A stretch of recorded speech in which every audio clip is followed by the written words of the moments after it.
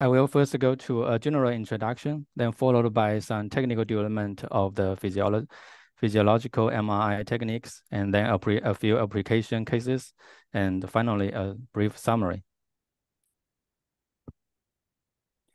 We know that MRI is a very powerful tool. It has many advantages. For example, from technically, it's non-invasive. It does not need procedures to open the skull or do surgery. And the second is free of radioactive traces.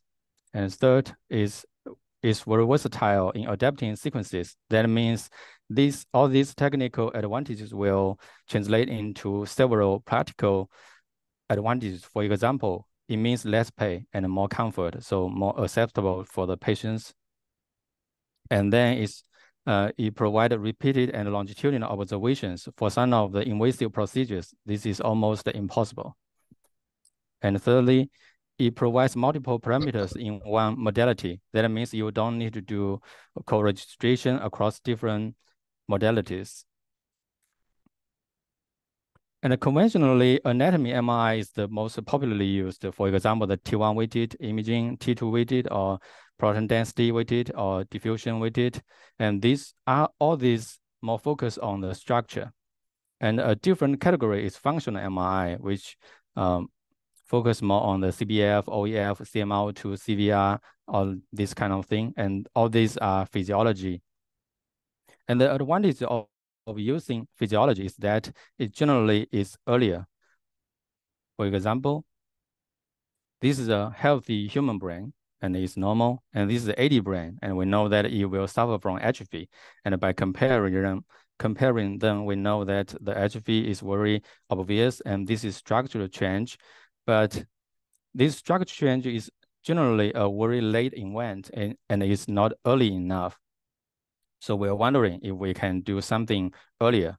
And here is the case that we can measure the CML2, which is the metabolism, and CBF and YA and OEF, and we found that before the atrophy happens, there is actually some physiological changes. So this means it's an early event before the anatomy change and can hopefully serve as an early biomarker.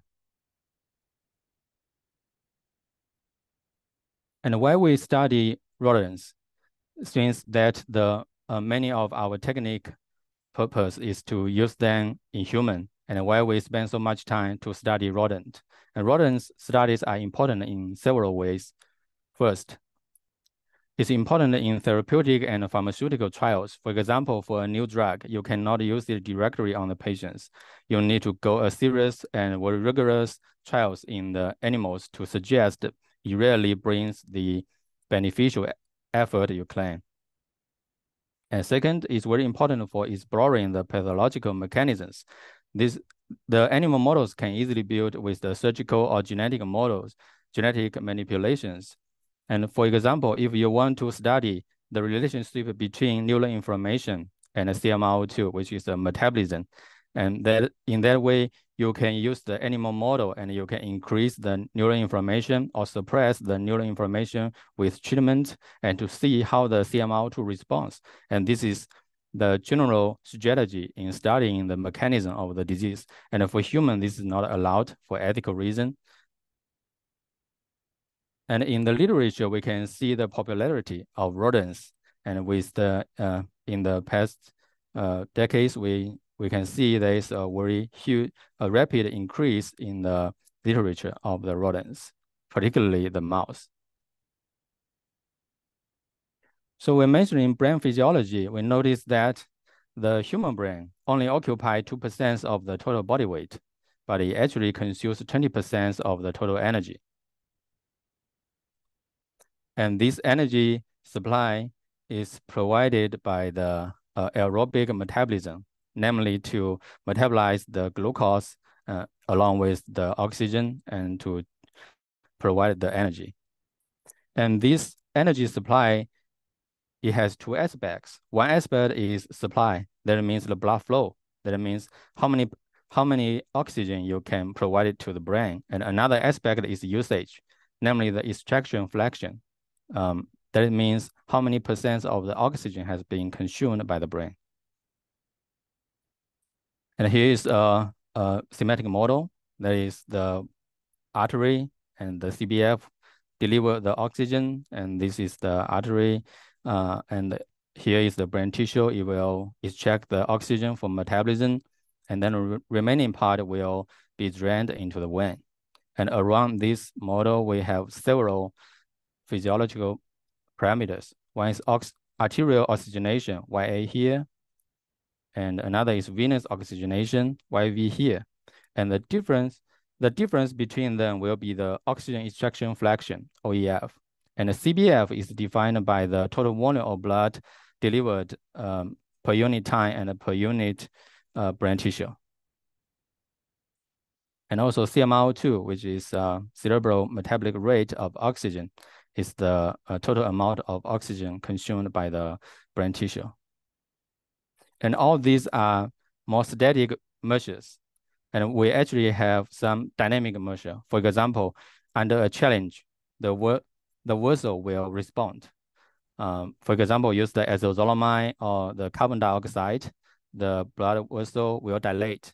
And the severe cerebral vascular reactivity is a parameter to denote the change of this dynamic property. And this is the structure of the BBB, blood-brain barrier. And we can see from the inside to outside is brain, and this is the endothelial cell, and between the endothelial cell, there would be tight junction protein to connect them. And outside that, there will be support from the pericyte and also end feed of astrocyte. And there is a related physiological measurement named BBB permeability, and which is generally given by the permeability surface area product, PS. And we will focus on the first technique, which is for measure the OEF. Trust, the full name is T2 relaxation and spin tagging, is a T2-based technique for evaluating YV. And at the beginning, it was invented as a human scanner and then translated for the animal use. For this sequence, it started with a labeling module, and after that, there will be a post-labeling delay. And at the end of the post-labeling delay, there is a T2 preparation module, and after that will be EPI acquisition. And here is the principle of the trust. The arrow means flow, and the blood is denoted as red, and tissue is as blue. And here is the imaging slice. And in the control scan, at the beginning, the spins in the imaging slice, it will be inverted. And after a period of time, which is the post-labeling delay, and these spins will flow away, and the outside spin will come in like this. And this is the tissue signal, so it will still be there. And in the label scan, all the spins will be inverted. And after some time, the inverted spin come in, and this is still the tissue signal. And by subtracting them to obtain the different signal, we can get the pure blood signal.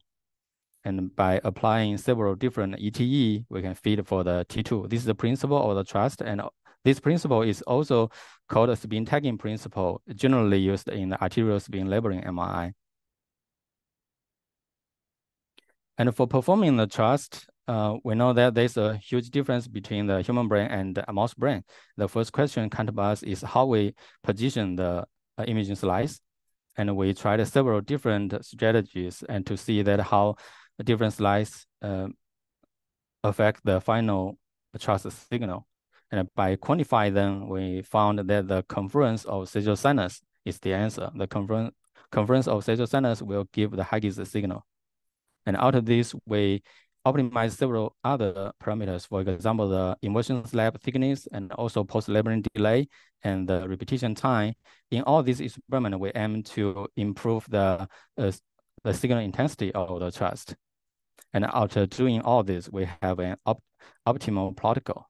And by applying this optical protocol, we have the venous T2, which is the value here.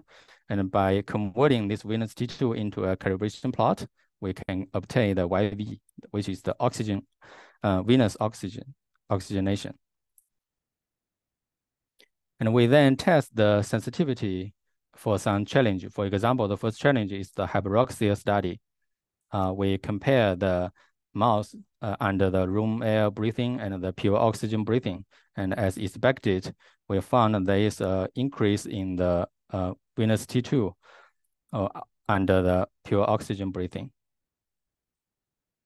And in human, this hyperoxia challenge will lead to 10% YV up, but in mouse, the value is much smaller. This is because the baseline YV of the mouse is much higher.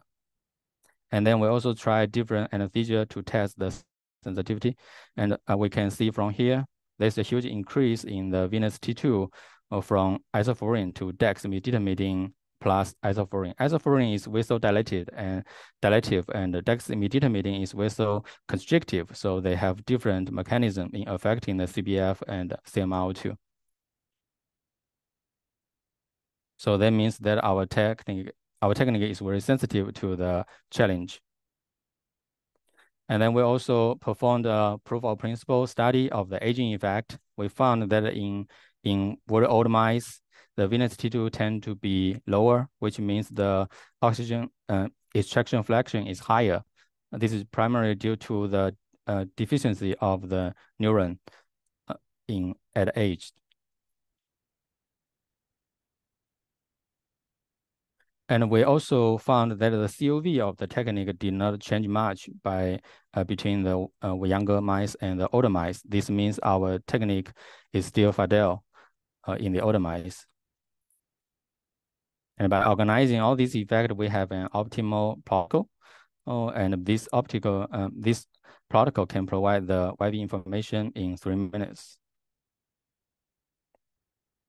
Phase contrast is the second technique we're working on, and is first widely applied on the human scanner. And the principle is that we focus on the 4 feeding arteries of the brain, which is left ICA and right ICA, left VA, and right VA.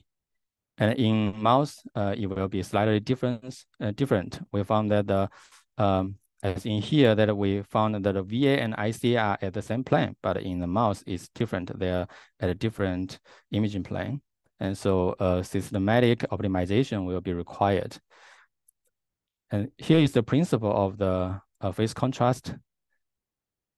In the scan 1, with this bipolar gradient, it will accumulate a phase defined by this term. And in another scan, we inverted the polarity of the gradients, and we have a inverted phase. And the V means the velocity of the spin. And for tissue, we know that the spin does not move, so the V is 0, and that means for tissue, the net phase will be 0. And for flowing blood, there will be some value and proportional to the velocity. So that means we can convert the velocity from this phase. And here is the strategy. We optimize the position. And first we perform a series of time of flight to visualize the different feeding arteries. And by looking at these feeding arteries from different plane, and we position the imaging slice perpendicular to the trajectory of the vessel. This is a simple phase contrast image, which is normal. And when there is a parameter, means encoding velocity, when the wank is not enough, we will have something like this one. The middle will become dark, and this is kind of artifacts. We want to avoid this. So we first measure the velocity of different arteries. And we found that there are some very obvious difference between the ICA and the VA. And based on these results, we give a general recommendation on the wank setting. Then there's another effect called partial volume effect, which is related to the spatial resolution. Basically, if we have a very, very high resolution, then we can avoid the partial volume effect. But very high resolution means very noisy result. So this we need to strike a balance. And here is the principle that the tissue and this artery and outer grading, and this is the actual artery we will see. and we know comparing this one to this one, the boundary has been overestimated, and the blood flow will be the integral of the velocity across this arterial region. So there will be overestimation. We tried different spatial resolutions and found that the 50 micrometer will be elegant balance to ensure sensitivity and also avoid the partial warring effect. And because the blood will keep flowing in, so actually the TR can be optimized. We compare different TR and found that a 15 millisecond TR can still provide a reliable result. So we used a shorter TR to save time. And this shortened TR does not affect the COV, which is the measurement of the reproducibility. We further tried the reduced field of view, and we found the reduce of even with the reduced field of view, because the artery located in the center of the brain, so it's not affected. So we can use this strategy to further save the scan time. And finally, we use the shorter TR with reduced field of view. And with this strategy, we can collect the blood flow information in each artery in just 0.4 minutes, which is pretty fast. When processing the data, we also evaluate the consistency between different raters, and we found that they are quite consistent. This means that the studies at different sites can be comparable. And with all this, we construct two protocol. One is for the mouse, and by extrapolating the principle here to the case of rat, we also get another protocol for the rat use. And the third parameter we're working on is called CVR, cerebral vascular reactivity. In human, this is generally achieved by the hypercapnia study, which with a very nicely prepared equipment. This equipment can isolate the inhaled and exhaled gas. So we can measure the entitled CO2 like this one, and by dividing the response percentage by the entitled CO2 change, and we can estimate the CVR quantitatively. And in mouse, we know that it's very different to do this exactly the same to the mouse, because mouse is much smaller and we don't have this nicely prepared device. So we change another strategy. That is, we inject the acylzolamide and we do the MRI to see the pre and post signal. And at the end of the experiment, we use a lancet to draw a very small amount of blood and do dilution centrifuge, and then go to a device called HPLC. HPLC is a chemical device. The full name is high performance liquid chromatography, and which can determine the plasma level of the acylzolamide. So finally, we can calculate the CVR by dividing the percentage change of MI signal by the concentration of acylzolamide. And here is a simple HPLC spectrum of the acylzolamide. At the first experiment, we try to verify the CPF increase comes from the acylzolamide injection, not other effect. So we compare the acylzolamide injection with the PBS injection and also no injection. We have three groups as shown here. And as we can see, for the acylzolamide injection or the injection, it will swiftly build up. And for the PBS injection and also no injection, they will gradually going up. This is because the isoforine effect, there will be accumulation of the isoforine, so it will gradually increase the baseline CPF. But from this data, we can confirm that a huge CPF increase of the acylzolamide injection primarily comes from the effect of acylzolamide. And by comparing the PBS and no injection result, we know that is negligible hemodilution effect. Then out of this experiment, we confer the signal source. We further optimize the dose. We try several different doses, the 60, 120, 180, and also still the same regimen. That is 12 minutes baseline phase contrast and an hour of phase contrast follow-up. And we can see here is the dynamic curve. And by quantify them, we found with the ANOVA, there is nothing significant different. So we know that after a dose of 30, it has already saturated the vasodilated property of the vessel. And further increase the dose will only increase the toxicity without bringing a larger effect. And here is the HPLC result, the original HPLC spectrum from a representative mouse. And we see there is a very nice linearity between the inject dose and the detected plasma level of azoxystrobin.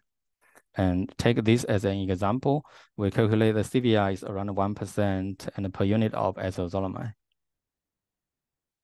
We then try to see more regional change. So we do multiple PLD Picasso and azoxystrobin injection, waiting for 10 minutes for the vasodilatory effect to reach plateau. And then we repeat the multiple PLD Picasso. And we can see from the, this is averaged perfusion map. And overall speaking, the increasing trend from the pre to post is quite obvious. For example, the cortex region and also the hippocampus region. And we also notice that with the PLD, the increase from pre to post is very consistent. But the delta change is not a significant different. This perhaps is because the CVR is a relative measure.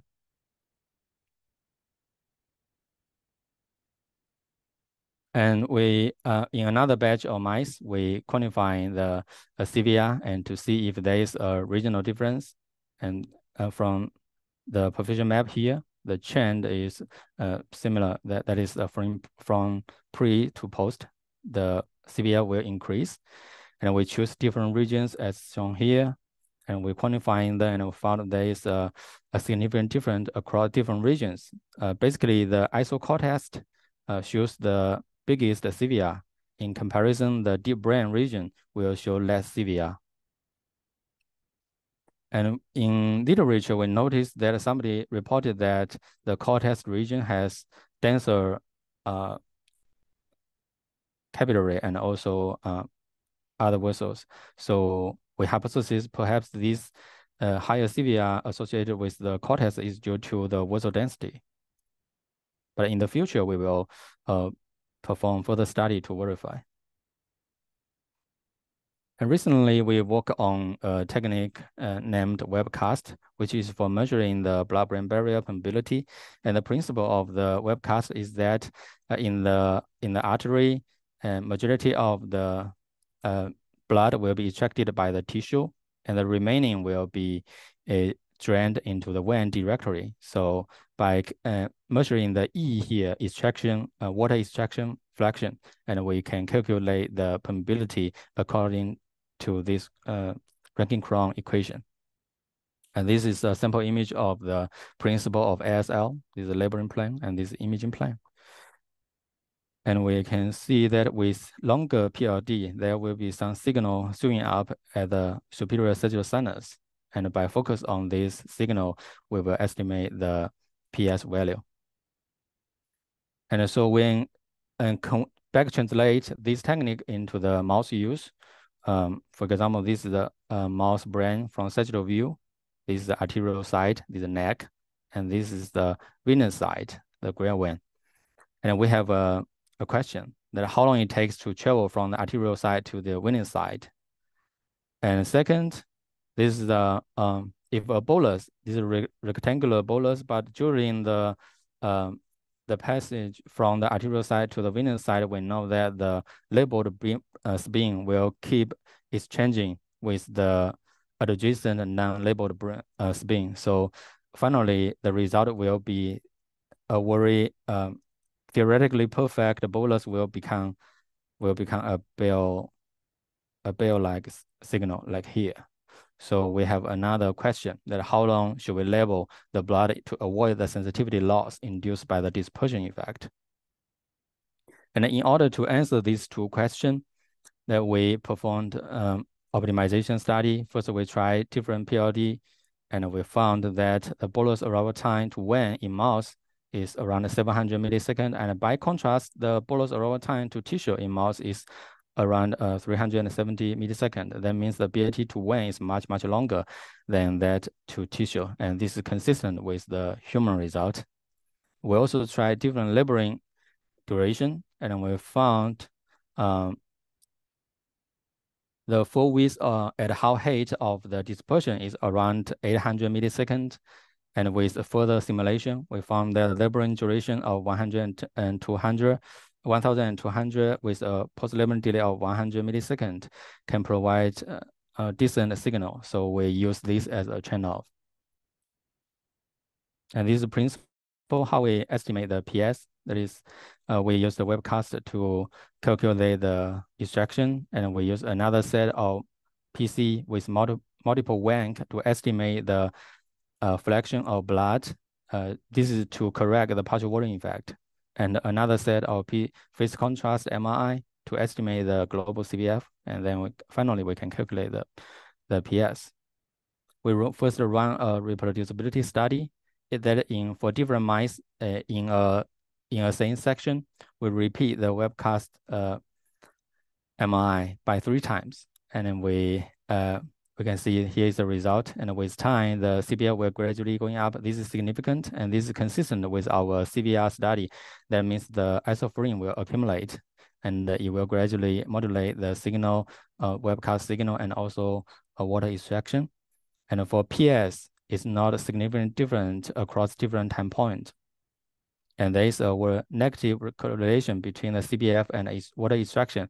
This is as expected, because when the CBF is much higher, that means the blood flow is faster. And for the capillary bed, it has fewer time to extract the blood spin from the blood, extract the blood spin. So as a result, the water extraction fraction will be smaller. And by comparing the COV, which is a coefficient of variation, a measurement of reproducibility, and we found they are quite consistent. And this 5% COV is considered as excellent for the physiology measurements.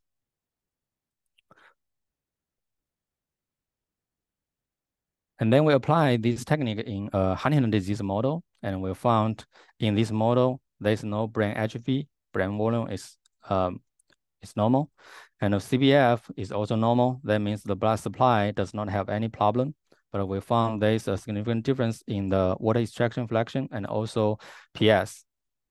So we think that HD mice were associated with leakier BBB, and our mouse webcast MRI can provide a promising marker.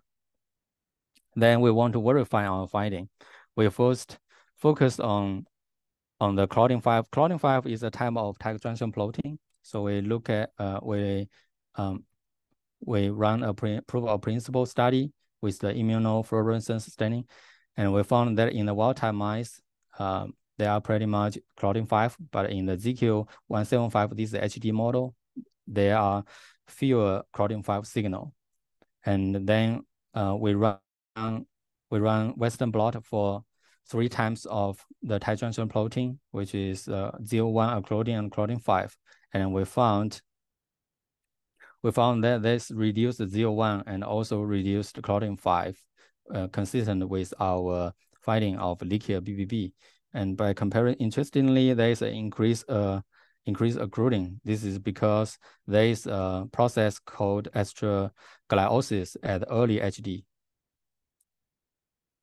We further validate our technique with a PDGL-B CTG model. This model, PDGL-B is a growth factor associated with aging. So if this factor is abnormal, the aging effect will be faster. And by looking at the water extraction fraction, we found there is an alteration. But also in these mice, the brain volume normal, so there is no atrophy. And we further verify our result with the dextrin and albumin. And this is the hippocampus. And we can find that in wild type, almost no leakage. And in the PDGL-B CTG model, they are pretty much leakage. And similarly, when we used larger molecular weight albumin, and by quantifying them, we found that these effects are significant. And we also look at this model for more information. For example, the CD31, which is a stain of the Warsaw. So that means these curves are Warsaw. And the CD13 is a marker for parasite. And this is also hippocampus region across different ages. And we found that from 6 months old, there is a lost Warsaw density. And also the parasite coverage is also reduced with at the old age of 9 months old. So we found that the parasite loss is linked with BBB disruption. And at the beginning, I introduced the structure of the BBB, which is formed by the endothelial cell and also tight junction protein and also parasite. So we know this is something consistent with our theoretical expectation. And then now we go to some application study. The first application study is aging effect in mouse. We look at the mouse across a very broad time window from 3 months old to 20 months old. And according to the literature, that this can be converted to 21 years old and 67 years old in human. So it's almost the major lifespan. And we found the YV shows a nonlinear pattern. It has at the beginning is decreased faster, and at later points is more like a flat. And for CBF, there is a very small but a significant increase across time. And for CML2, it keeps increasing. And OEF, which is the 99% minus YV, will shows a opposite pattern by reference to the YV. And so from the CBF data, we know that the vascular function of the mice is pretty intact across ages. And from the CML2 finding, we know that at older age, the CML2 tend to be larger. And this is because the neural deficiency. So it takes more energy to maintain the same function. And we organize all these findings and compare them with the human. In human, OEF will increase and CBF will reduce. This is because a lot of vascular problem, for example, the stenosis problem, atherosclerosis, and CML2 will also increase. So by comparing the human result and the mouse result, we know the overall trend of OEF change is consistent. The overall trend is increased, but the pattern slightly different because in mouse it's almost flat at a later age. And for CML2, both of them will increase. And for CBF, interestingly, they are opposite. In human, it will reduce with age, but in mouse, it can increase with age. So we hypothesize that due to the neuronal aging, there will be increase in the CML2. And this CML2 will be provided by the increased CBF. And if the CBF is not able to increase, then OEF will be the one to increase. So that namely that the supply increasing is the primary event, and the higher oxygen extraction is kind of more like a complementary. And this study, because it covers a pretty wide time window, so it can serve as a baseline physiology reference for other studies. Within AD is a disease very associated with the aging. So we then study the aging, and we know that the hallmark of AD is amyloid plaque and also neurofibrillary tangles. And as we can see from the image here, this is a beta plaque, and this is the tangles, which is within the neuron. And we have a question that we know that at the end of the AD progression, there will be atrophy, and this is something called neurodegeneration. And we have a question that is neurodegeneration more related to amyloid plaque or tangle? So we choose to mouse model. One is TG2576. This is the model for A beta, and the tau phi delta K, which is the model for NFT. And we run a multiparametric evaluation with the MI, including the anatomy, phase contrast charts, and also ASL. And as we can see here, in the tau model, the brain atrophy is obvious, and the total blood flow also reduced. But this total blood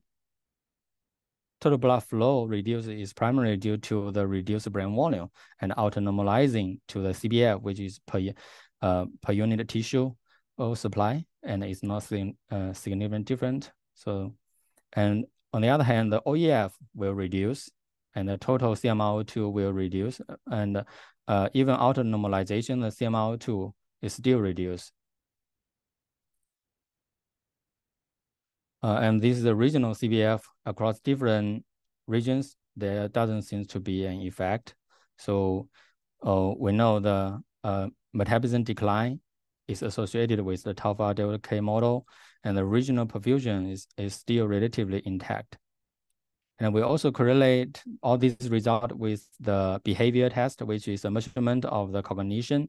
And we found there's a significant correlation between the OEF and the behavior parameters. In another model, which is the A beta model, we measure them across several different time points, but we still did not notice anything significant. For example, the brain volume is normal, and other blood flow related parameters, and also oxygen extraction fraction normal, and CMRO2 normal. And here is the standing confirmation of our mouse model. These ones are the tau phi delta K model. We can see this is hippocampus, and we can see this is normal hippocampus, and this is the model hippocampus. It's much smaller, and there is neuron loss here. As you can see, is much lighter. And from the CSE10 staining, we found the wild type, the no stain, and the ABP a lot of stain. So that means this there is A beta, but there is just no CMR2 change, no metabolism change. So from this result, we know that there are different metabolic profiles in ABP mice and tau phi delta K mice. And oxygen consumption is a promising marker for neurodegeneration. And neurodegeneration is associated with tau tangles instead of amyloid plaque. In another study, we know that cardiovascular disease is one of the major killer of the human death. And so we study the cardio arrest model, and this is our technical route. We employ the TRUST and phase contrast and also ASL, and to measure the brain metabolism and also blood supply. And at 24 hours out of our model building, we also measure the neuronal deficiency score, which is the behavior test to evaluate the neurological outcome of the rats. And we would like to check if there is any correlation between them.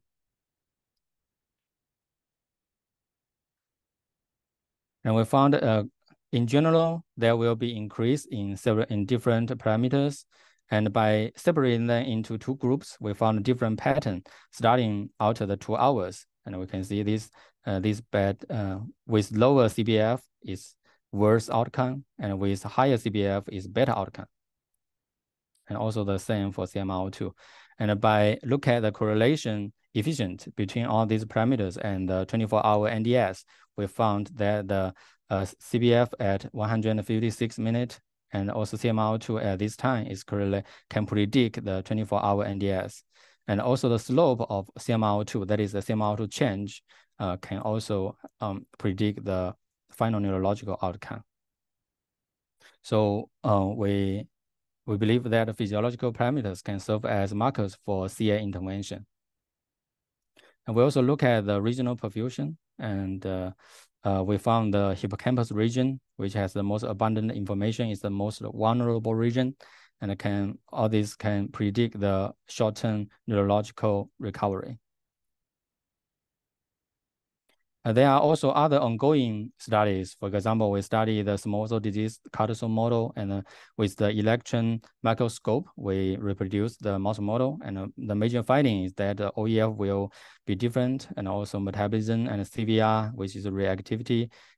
Reduced reactivity is as expected because the CAR T-cell model is it has a Notch3 mutation, so the smooth muscle cell cannot be fully developed. So the CVR will be reduced. And in another study, we investigate the 5X FAD model, and we also find there are some leakage in the BBB and convert with the biotin extravasation. And in another model, the synapse dysfunction, we also find something interesting with the CBF and the CMR2. And due to the time limit, we will not go into details.